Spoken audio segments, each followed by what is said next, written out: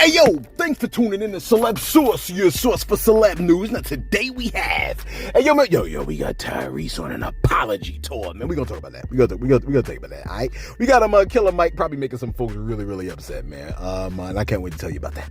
Okay, we got Yellow Beezy and the dude that tried to fight him, man. We also got what else we got over here? We got Denzel on Black Directors. We got Usher, how much he made from the big cup, super big thing, and we also got Cardi B explaining what's the problem with hip hop. Again, thanks for tuning in to Celeb Source. Hey yo, if this your first time to the channel, man, be sure to hit that like button if you feel any part of the content. We definitely appreciate that. That notification bell is waiting for you to touch it, so go on and give it a tickle. And hit that hit the like button, man. Now's your time, man. Do it early, do it nice, and do it loud. All right, check this out, man. Yesterday we reported to you, right, that Tyrese's lady, Zelly, I think that's her name, is said to have left him because too many songs on his album was about his ex. Now, Tyrese has come back to the mic to address that claim that he made with his fingers and retract that statement. Take a listen to what he had to say. Doghouse. He's trying to come out of the doghouse. I'm in the doghouse. Trying to get out of the doghouse. I'm on my apology tour. About the album. No, she was not. No. Tyrese.tv broke the internet because who wants to go in the studio and work on an album and go on your social media and realize that it's an album that nobody's excited about?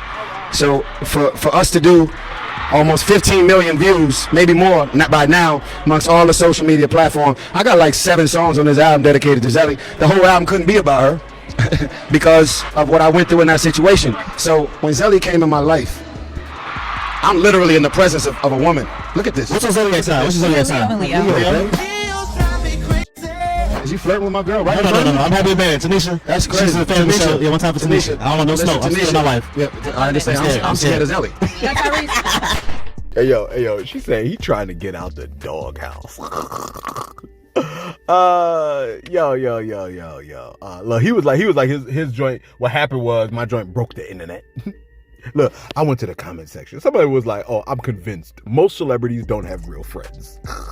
I think most adults don't have real friends. You know what I'm saying? Because we're all busy trying to keep it together. Hence, we make families. And can you imagine how bad it is when your family does not consist of your friends? If you're working on building a family, but you can't speak with the people that you got, that you made, what you doing? You know what I'm saying? Like what do you think is the point? Anyway, that man has apparently apologized, said that it wasn't about it was, or she said it wasn't, that's not why they broke up with it. Anyway, look, it looks like they're back together. Okay, they're back together. I'm kind of sort of not shocked that I would have saw that because, well, how can I say this?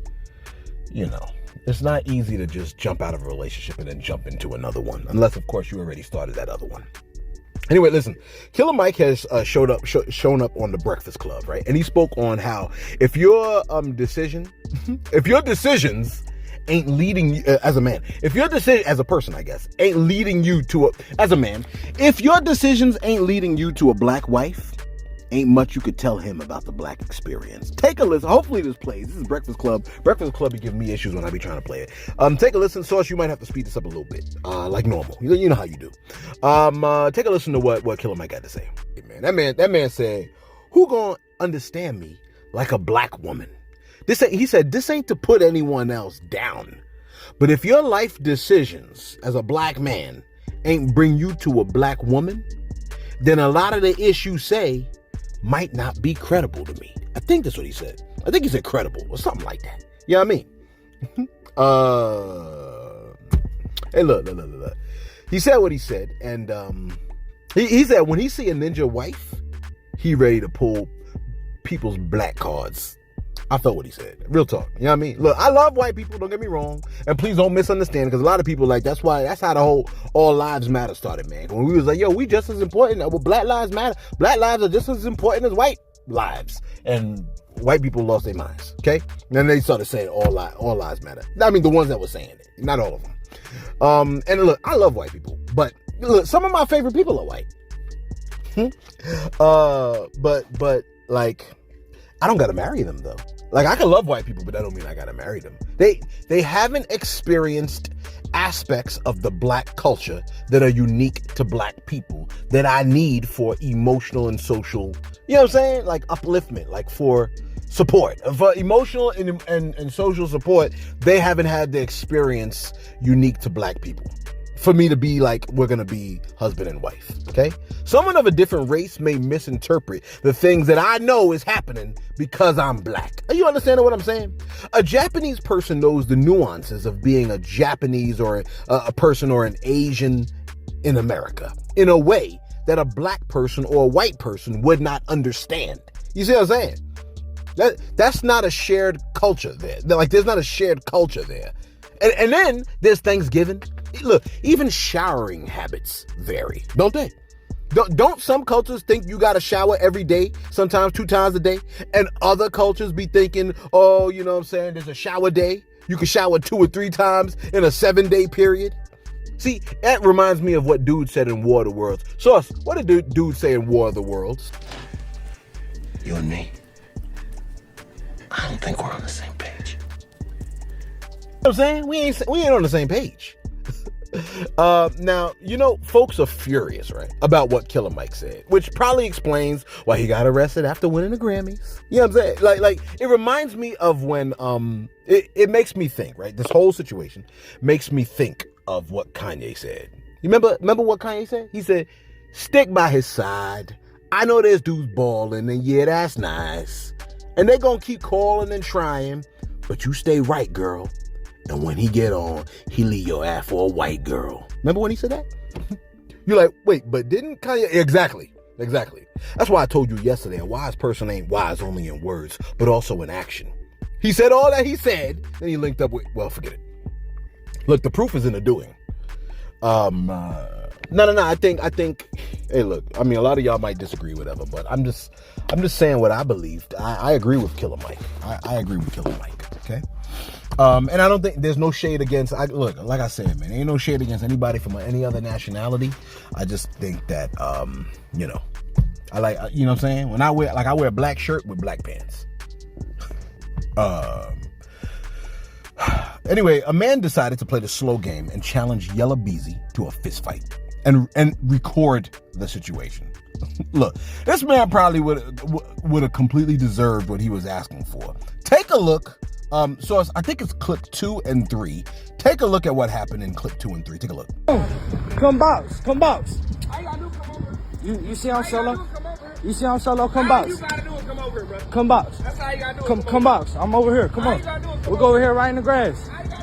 I'm right here. So you can shoot? I'm naked. I'm naked. I'm right here. Come swing on me first.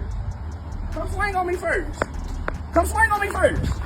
Come swing on me first. Come swing on me first. See you. Come swing on me first. I see the gun in your pocket, cuz. I see the gun in your pocket. Come swing. I see the gun in your pocket, cuz. Come swing. Look, got the gun in your pocket. Come swing, bro. Boy, I see the gun in your pocket, boy. Come swing. I see the gun in your pocket. Why you got a gun? I'm right here, come swing. Why you got a gun? I'm right here, come swing. You seen I'm naked. I'm right here, come swing. Why you got a gun? You record me, come swing. Why you got a gun? You recording me, come swing. Why you got a gun? You recording me, come swing. Why you got a gun? You recording me, come swing. Why you got a gun? You recording me, come swing. Yeah, you see that? He ain't Swing, gonna box nigga. a white boy 'cause he got a gun. Swing. As soon as Now I you swing, record, you you gon' on up police it. game. As soon You as on I police game. You trying to record, nigga. As soon as I Fuck swing, you you gon' talking up it. about? Get out my face. You scared of a white boy. That's why you got a gun. I'm naked. You see me. You ain't naked. It's on you. I'm in your face, nigga. It's on If you you. wanna swing, swing, boy. Swing. I'ma knock your bitch ass out. Swing. So why you got the gun? Swing, boy. So why you got the Yeah, gun? put your camera down, swing. So why you got the Put your gun? camera down, swing. Why you got the Put your gun? camera down and So swing. why you got the Put your gun? camera down. All right, so let me get this straight, okay? You want to box with the man, right? So why are you recording? See, it makes me think of what the baby said. Sauce, what did the baby say? I ain't feeling that. Nigga run up on me with a cell phone, now they gon' fuck around down the internet. Fuck it, kill him on IG Live. Let the whole world see the nigga die. Yeah, shout out to Spot, we gotta get out. Even though he a rapper, he shot. I get it through. See that? He said, kill him on IG Live. Let the whole world see a ninja die. You know what I'm saying? I'm not saying you should kill people. I'm just saying, like, it goes down like that. Some people are, you know what I mean? Like, you running up on bruh trying to dictate the rules to a fight you asked him for. If he's in fear for his life because you ran up on him, it is your last day putting on socks. Are you understanding the words that are coming out? Some people are just like, yo, I'm afraid. I don't know what can happen. You could hit me in the face. I fall and hit my head on the concrete, and I'm not afraid of dying. I'm just afraid of all the people that might depend on all the things that I can do for them. You know what I mean? Now you're ruining my family members' lives because you wanted to fight me? No. Kill them on IG Live. Let the whole world see a ninja die. You know what I mean? Like, it just is. Don't start fights, okay? Keep your damn hands to yourself. You know what I mean? Stay in your lane. Now, the dude did post his side to it. So let me do it like this, okay? On this 14th day of Black History Month, we have this guy. Source, it's the Yellow Beezy clip 4 and 5. Take a listen. Man, look, I'm gonna keep this shit short and sweet. I'm from the north. I fuck with Lil Melody. I fuck with all his people. So when I seen Yellow, 30-hole bitch, he ran in his car. So here y'all start recording. Why you going to go get your gun? Why you scared of a white boy who clearly naked out here? I'm telling you, I'm naked out there, bitch. So what you scared of? Throw them bitches for a cuz. What the fuck? Y'all pussy. I don't care about none of that shit y'all talking about. Oh, blah, blah, blah. You should have hit him more. You were police, blah, blah, blah. He got that gun because nobody wants to lose to a white boy, and that's the reality. You talking to a nigga that done did 6 years, and that ain't nothing to brag about at all. That's nothing to brag about. But I seen how this shit go. Don't nobody want to lose to a white boy. Boy, I'm undefeated out this hoe. Ask about me any G4, G5 unit, any TDC unit. Boy, ask about me. I don't give a fuck what y'all talking about. Y'all ain't no steppers. Y'all just internet. This shit real. On this 14th day of Black History Month, we have the undefeated white boy challenging Yellow Beezy to a fist fight, then backing down when he sees his own L waiting for him in Yellow Beezy's pocket. You know that? He said he turned on the camera when he realized he was gonna die. Look, it always fascinates me how people live their lives recklessly, like they don't want to live. Then when they have the opportunity to not live, they actually start getting scared. Do you want to die or do you not want to die? You know what I mean? Your whole lifestyle, you've been flirting with death. Now death tell you to drop your drawers, and now you got cold feet. I thought you liked feeling on death and letting death whisper in your ears. Now you acting like you don't know it? You know what I'm saying? If you want to play with death, then pass death to rock and hit it with the assist you keep boasting about. Otherwise, go sit your dumb ass down somewhere. And look, that's to anybody that likes to live recklessly. It always irritates me how the school shooters and the mass murderers that off themselves don't start with themselves, okay? You like, yo, that ain't very Christian. Yo, hey, look, who said they were Christian? They hate God, they love death and evil, so run to it. You trying to get people to go with you. You know what I mean? You like celeb, you can't say that. Okay, fine, I can't say that. Okay, repent or continue towards the pit. You like how we get here? I don't know. Look, this ride makes frequent stops in strange places. You know that. That's part of the charm. Now, after that whole insanity with dude, right? Bruh came back to the internet to address the fact that he said the N-word. Because you heard him say it. He said ninja. And you know what I mean. Okay? I'm at 10 right now. I'm trying not to increase my numbers. Last year was I said ninja 99 times on the channel. Take a listen to bruh addressing the fact that he said ninja. And prior to me even recording, you see we exchanging words. Caught him at Lifetime Fitness. I'm solo dolo. No on me. I told him let's box in the name of 3. Come on, let's get it. We in public. I'm not finna just drive shoot on him. I just got out of TDC. I'm gonna go back for it. Let's box. Bro ran to his car, so I started recording. He grabbed his strap, wanted to act hard. But at the end of the day, boy, you just let a little white boy, even though I'm Arab, I'm not just white, press your ass. You ain't do shit, you had a gun on you, because you knew I was going to fuck your ass up. You knew it, so I'm not worried about what y'all say, police. You wasn't going to do nothing. He wasn't going to do nothing. That's why he had a gun. He would have boxed me as soon as I checked him, but he ran to his car, so I put my phone out like, there you go, getting your gun, and you know what, hell yeah, I say, what the fuck, I'm Arab. And I'm from the hood. I don't care what y'all talking about. Y'all say I can't say, make me not say. I just left TDC and everything that fuck with me. Ask about me, dog. Y'all just, I ain't doing no cloud chasing. I just recorded him being a Yeah. That man said he could say ninja because he Arab. That's what he said. He said, I can say it. I'm Arab, and I just came from TDC. Okay. Listen. Let me tell you something, man. Okay. No matter how ignorant you are, right? There's always a motherfucker far more ignorant than you that was waiting for your antics. You see what I'm saying? Like a lot of people nowadays, like I don't know, man. I don't know how much time bruh spent in locked up or whatever. There's a lot of people that ain't going for the bullish no more. Like no, I don't want to fight, kid. Like that's not what I want to do. I'm ready to lay you down. Real talk. Like lay you out. Like you're gonna turn the temperature. You're gonna turn the temperature of outside. They about to give you a temp check. You know what I'm saying? Like a lot of people are ready to give you a temp check.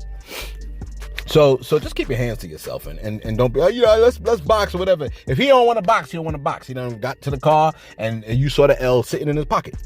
That's what I saw. I saw the shape of an L in his pocket. Anyway, let's go to my shoutouts real quick. Where we at over here? Didn't I have my shoutouts ready? I know I did. Listen. We got a couple shoutouts here from yesterday. Okay. We have shout out to let me see. Hold on for a second now. All right. Somebody said shout out to they said I don't advise Black Pearl. Black Pearl said I don't advise anyone taking advice from Alicia Keys and Swizz Beatz. Please. For that reason alone, I'm out. No, don't leave us. We just told you. Okay? Latasha Matthews said, Alicia Keys cannot give relationship advice. Girl, bye. Swizz Beatz was married. Be About It said, wasn't Alicia Keys the home wrecker?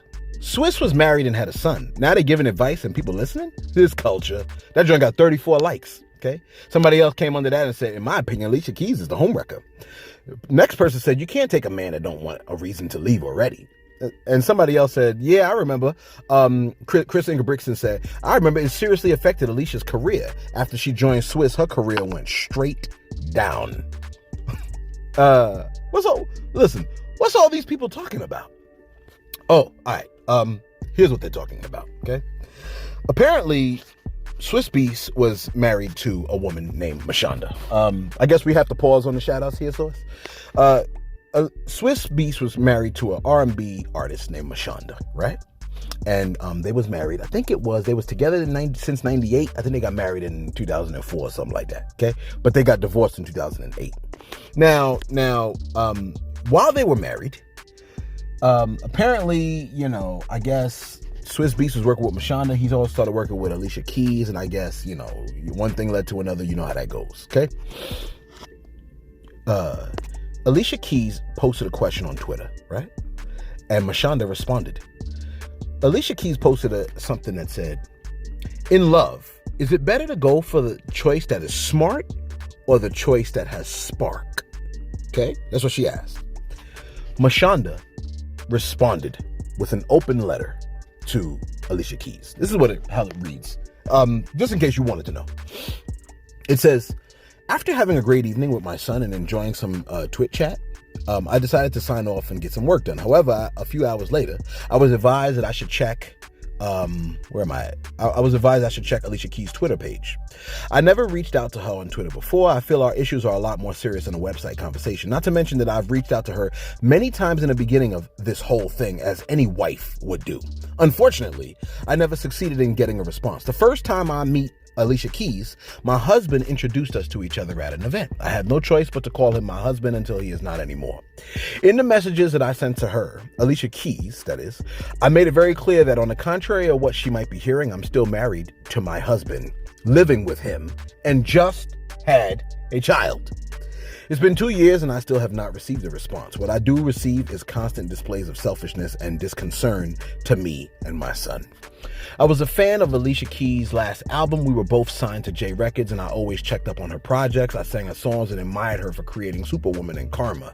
I would never deny her and her talent. I believed in her until I found out she was possibly sleeping with my husband. The affair was denied by both until it was finally admitted months later. Already I can hear some of you saying, well, why are you blaming her? You can't make someone leave their wife. You can't break something that's broken. Well, my marriage was not broken as far as I knew. We were celebrating our son's birth and getting ready to celebrate our 5th year anniversary. Call it blind love, whatever. I call it being a devoted wife. As far as me blaming her and not blaming him, that's false. Me and my husband have worked out our differences. We're in good place as people and as parents. I accept his choices, and I am comfortable enough with myself to move on. I'm so very blessed in many ways. My concern with Alicia Keys is no longer the fact that she assisted in destroying a family, but that she has the audacity to make these selfish comments about love and wanting to be with someone even after knowing their situation. How is this the same woman that I sang out loud with in my truck? I ask myself sometimes. If you're reading this, Alicia, let me start by saying you know what you did.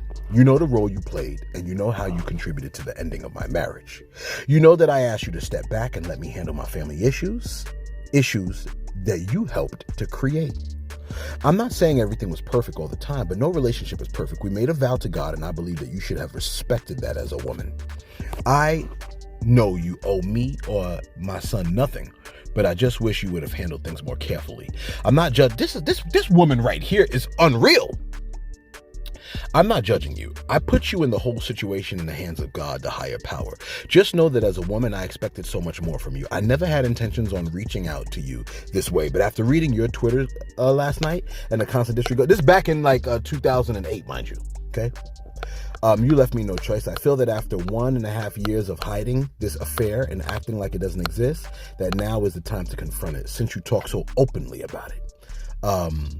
Now, this is not a publicity stunt. I don't have a record coming out. I just need to close this chapter in my life, and that means confronting our issues. There is a small child involved. His dad loves him to death, and he wants to spend more time with him. But he's afraid because he knows we don't have a relationship. This is my main concern. My son needs his dad, and I need to be comfortable with you for him.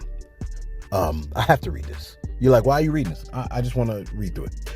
I know many will see my point, and many will not be able to look into what's real because they only want to see Alicia Keys, the celebrity, not the human. This is not for the people.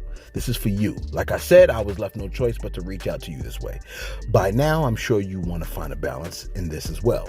I read your tweets tonight, and I feel they were very insensitive. You have no idea how much pain I was caused because of this affair. It's baffling to me that you don't understand what I might have gone through with this situation. I don't consider myself a victim anymore. I've learned a lot from this. I just ask you to try and be a bit more realistic and delicate to the situation, at least until my divorce is final. I felt me attending the party would have been a starting point for us since you shook my hand after I offered it, but I suppose I was wrong.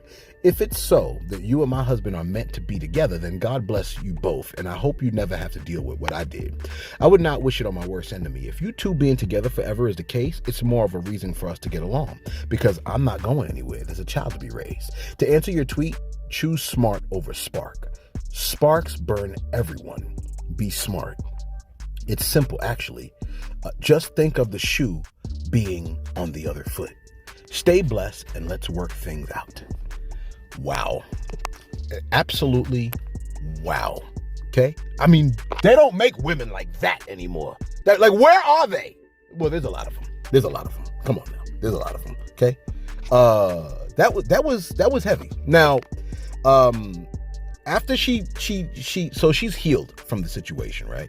She said all that. She's healed from it. And since she's healed from the situation, she dropped the book on co-parenting. It was called Blend. And apparently she's even friends with Alicia Keys now. So you could be mad with Alicia Keys if you want, but she has made her peace with Alicia Keys. Even after all that insanity. Take a listen to how she's dealing with it now. Take a listen real quick. And that's where we all put the work in ourselves individually. We healed our children. We gave them an opportunity to see us growing. And that's the real blend. That healing it's the first step to blending. A turning point in their relationship? When Mashonda invited Alicia to Kasim's 6th birthday party. That was a pivotal moment because we had already been doing a lot of the work as far as communicating and really consciously trying to get to a new level of humanity with each other. So by the time that was transpiring, we were in a really great place. And I felt like, I want Alicia to be here. And not only did she come, but she stayed until the end of the party. And that moment was our first time really hanging out together as a family. That's Mashonda healed. That's incredible. Like, now she is all about the kids. Like, that's someone that is looking out for the best interest of children. And I feel like people, you like, oh, she's better than me. For real, she's better than a lot of us, man. She's better than most of us. She is better than about 98% of us. This world is not for her. She's made for heaven. Real talk, like, I know she has a relationship. She gotta have a relationship with God because that ain't normal, okay? She's otherworldly because that don't make sense for someone with human emotion. She's AI. She gotta be AI, plain and simple. Because, look, I know AI when I see it. That's AI. Mashonda is incredible, okay? I mean, how are people not... Wow. Shout out to Mashonda. That was really, really deep. It was really, really heavy. It was something that is so far beyond what most of us feel like we can do. We're just like, man, you better than me. That's the only response that most people can say. You better than me. I mean, that was incredible. I was supposed to be doing shout outs. Matter of fact, well, let me give you the next one. You ready? Wait, what's my time looking like? Let me see what my time is looking like. All right, have you heard about what Usher made from the Supermassive Bowl halftime show? For those of y'all that want to be on that stage, that big cup stage, it is being stated that Usher made $671. You like $1 million? Did I say $1 million? I'm tell you, Usher made $671. Look, my first full-time job, that's how much I made, like every 2 weeks. You like why they did bro like that for? Look, I don't know. Apparently, dozens of performers and dancers were on stage design. It was so massive, a lot of the budget was spent on other things, and there wasn't money left for your boy Usher. Okay, Usher. Look, who'd have thunk the big bowl is cheap? Now, it's stated, right, that performing on one of the largest platforms as the super huge bucket, has its own rewards, okay? Folks are saying it's the most watched game ever, which they say every single year. You know what I mean? Who the hell keeps saying that? And they're saying, as a result, Usher is expected to be raking in the dough, Ziggy style, and he'll be tossing up potentially more than $100 million between increased streams of his music, endorsements, be it featured on Celebs source, tickets to his upcoming tour, etc. ad infinitum, ad nauseum. Okay? Look, it's being stated that it's not uncommon to see artists experience a massive bump in streams following major televised performance. But to me, a bird in hand is worth two in the bush. You're like, I'm sorry, did you say something about a hand in the bush? No, I'm saying, listen, you like what that means? I mean, it's better to have a small secured advantage than the possibility of a bigger one. You understand what I'm saying? It's better to stick with what you have than risk it for something greater. It's better to keep something you already have than risk losing it trying to get something better. Are you following what I'm saying? Money available today is worth more than the same amount of money in the future due to its potential for greater earnings. You like, see, celeb? That's why you'll never get anywhere. Yeah, and that's why you're broke now. Okay? We're both waiting on payday. Okay? The customers you talking about. Oh, yeah. Take a listen to Denzel explaining why black directors are needed to convey the black experience. Take a listen. So why did he need a black director? Could a white director not have? It's not color, it's culture. Explain the difference, because I think we're Steven Spielberg did Schindler's List. Mm-hmm. Martin Scorsese did Goodfellas, right? Steven Spielberg could direct Goodfellas. Martin Scorsese probably could have done a good job with Schindler's List, but they're cultural differences. You know, I know, you know, we all know what it is when a hot comb hits your hair on a Sunday morning, what it smells like. That's a cultural difference, not just a color difference. Right. So it's a culture. Which reminds me of BBWs. That is Black Business Wednesdays. You know what I'm saying? But not yet. Listen. Let me give you this last one, okay? And finally, listen, I know you thought you knew what was wrong with today's hip hop, right? But I'm here to tell you that you're wrong. You know why? You've never been more wrong in your life, because the lovely Cardi B is here to tell you exactly what the cuss is wrong with hip hop. I need to stop saying that, because I mean, it's almost like I'm cussing in my heart. Take a listen to what Cardi B had to say about what. Hey, did she just say take my coochie? Did she just say? Well, forget it. That reminds me of BBWs. That's right. Black Business Wednesdays. This is our first Black Business Wednesdays. I'm trying to promote black businesses. We starting it, you know what I'm saying? Because there's a lot of, because with everything that was happening with Master P, we see that there are a lot of companies and businesses that got a leg up, they got a head start, and then once they got the head start, they're trying to do the whole monopoly thing and crowd everybody out. And this is supposed to be a country that allows small businesses to be able to thrive, man. You know what I'm saying? So we wanted to promote something called Black Business Wednesdays. So a couple of black businesses we wanna give a shout out to, man. All right, let me see if I can pull it up, because didn't I have a whole album for black businesses? Yeah. All right, look. Shout out to Urban Tunes Artistry, man. Here's a black business called Urban Tunes Artistry. urbantunes.com. All right, they got an online store. Okay, they got book bags on the joint. They got hoodies. They got duffel bags. This joint is fire right here, man. Look at these images. Okay, we got blue hoodies. You got white hoodies. You got the pink jump off. You know what I mean? The black, of course. Okay, they got joggers, leggings. All right, they got a keychain just to get. You got to check out the website, urbantunes.com, man. I love it's a clothing brand. They got, I think, hopefully I got the Insta here, right, that you could see. Take a look at it. Be sure to check out their website and cop something from Urban Tunes, man. Support a black-owned business. You follow what I'm saying, man? Also, we got, look. It's Valentine's Day. So hopefully, you know what I'm saying, you got your stuff taken care of. You look fresh, you look clean. And you know who could have helped you with that, just in case? Jack the Barber, man. That's where you should have went to, man. I believe Jack the Barber is in, I want to say, is it Long Beach? See, I asked, you know, if you could send me the location. I think it's Long Beach. All right. Jack the Barber, owner of Jackie's, man. They premier hairstylist, all right? An award-winning barber with experience of 20 years. Let me tell you something, man. If you're doing something for 20 years, boy, you a professional at it. Ain't no way around it. You're A1. You follow what I'm saying? Be sure to get your fresh haircut at Jackie's, man. You know what I'm saying? I got to double check to see where you at, where your location is, man. I could have sworn it was Long Beach. I want to say, yeah, Long Beach, California. That's where it's at, okay? Jackie Stevenson, man, holding it down. Also, lastly, for today, okay? We already repped it before. We repping it again. It's a restaurant called Paradise Place, man. It's a Jamaican Caribbean restaurant in Las Vegas. Alright, they got excellent dishes, man, for you. Okay, they got folks serenading you. They open 7 days a week, 11 to 9, at 6985 West Sahara Avenue. That's right. I'm telling you exactly where you can find it if you in Las Vegas, Nevada, man. Go hit them up. Go get something to eat. Take your lady out there. It's Valentine's Day, man. You see what I'm saying? So you can get a nice, good meal there. You like, Celeb, this has come out a little bit late. Oh, my bad. Go there tomorrow. You know what I'm saying? Just take her tomorrow. Just so that she don't be like, oh, you only want to do nice things on Valentine's Day. Take her tomorrow. Be like, yeah, you know what? I'm doing something after Valentine's Day. You follow what I'm saying? Yeah. Let us know your thoughts, man, in the comments below, man, about everything that we covered here. You know what it is, man. Next week, Black Business Wednesday. Y'all was supposed to remind me about Black Business Wednesday, but y'all forgot. I remembered, and my memory is horrible.